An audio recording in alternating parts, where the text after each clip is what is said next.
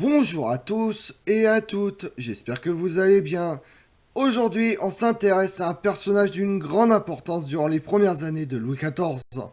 En 1643, à la mort de Louis XIII, le cardinal hérite d'un royaume en guerre et rongé par le mécontentement du peuple. Comme des seigneurs, la monarchie lui doit sa survie et Louis XIV la transmission de ses pouvoirs de roi dans son intégralité. Vous voulez en savoir plus sur le rôle de Mazarin? Venez avec moi. Si l'homme providentiel est celui qui, lors des crises graves, apparaît comme le seul recours, Mazarin le fut à plusieurs reprises au cours de son gouvernement de 1643 à 1661. Il le fut d'abord pour Richelieu, qui lui a fait obtenir le cardinalat en 1641 et le recommanda à Louis XIII. Ce dernier, avant de mourir le 14 mai 1643, en fait honneur inouï le parrain de son fils, le futur Louis XIV, et le nomme ministre d'État. Le roi lui donne par testament la haute main sur le conseil de régence, organisé nominalement autour d'Anne d'Autriche. La régente fait casser le testament de son époux. Un souverain ne peut choisir les conseillers de son successeur. Mais elle conserve Mazarin comme principal ministre. Des méthodes de gouvernement très différentes quant aux formes, une attention, des délicatesses, des cadeaux à la femme négligée qu'elle était, et une soumission au pouvoir absolu qu'elle détient au nom de son fils, le roi Louis XIV, explique en partie le choix d'Anne d'Autriche. De plus, le cardinal est également un étranger, donc indépendant des princes de sang, les Orléans, les Condés, les Vendômes, avide de prendre l'ascendant sur une reine réputée coquette et paresseuse. Mais selon la formule consacrée, la fonction a saisi la femme. Mazarin est un enfant de Rome. Il naît le 14 juillet 1602 dans les Abruzzes. Jeune homme, il devient fonctionnaire au service du Saint-Siège et sert comme capitaine dans les armées du pape Urbain VIII. Mais c'est comme diplomate que très vite il révèle ses dons exceptionnels. Anne d'Autriche, entre continuation de la guerre contre l'Espagne, son pays natal, contre son frère Philippe IV, le roi d'Espagne, contre les révoltes fiscales, l'orgueil des grands et les aspirations de tous à un changement, est bien décidé à ne rien céder. Mazarin, partisan lui aussi du pouvoir absolu, est le recours idéal. L'amitié amoureuse qui s'établit entre eux en fait un couple politique solide, mais également fragile en raison même de ce statut de favori que n'avait pas Richelieu.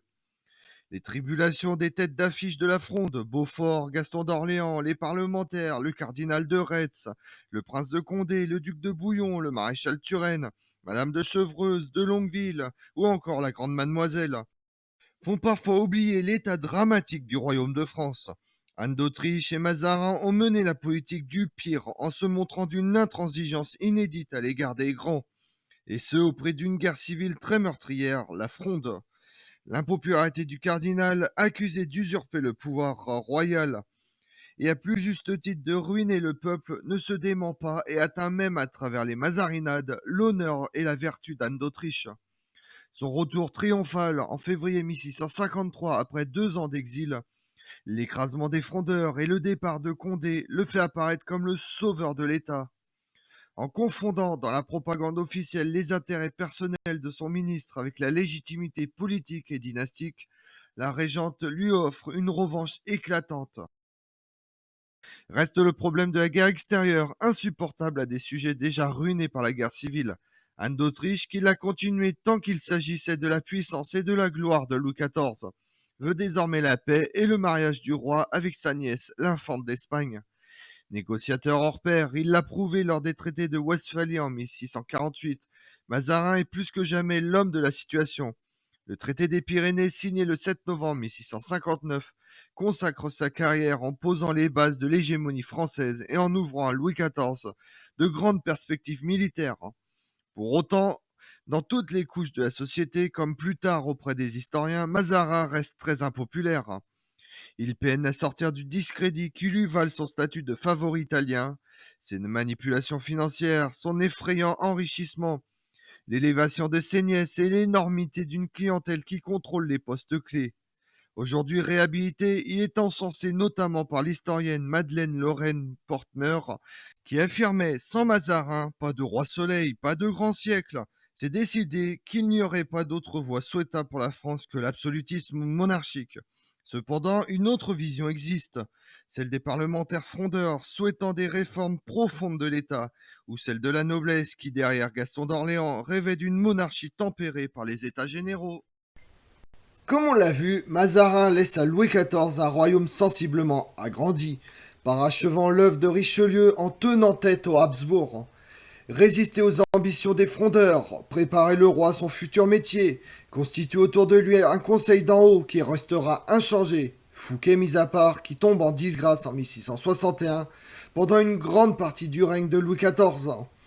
La longévité de son exercice, 18 ans à la tête de l'État, a permis à Mazarin de finir avec succès la Grande Guerre espagnole, de reconstruire les provinces éprouvées par les guerres et participe à forger l'État moderne. Je vous remercie d'avoir suivi cette vidéo en ma compagnie. Si vous voulez connaître mes autres vidéos, retrouvez-moi sur ma chaîne YouTube Tout sur l'Histoire avec Damien, mais également sur les réseaux sociaux, Twitter et Instagram, Histoire Damien. Et pensez à liker, commenter et vous abonner. Je vous remercie à tous.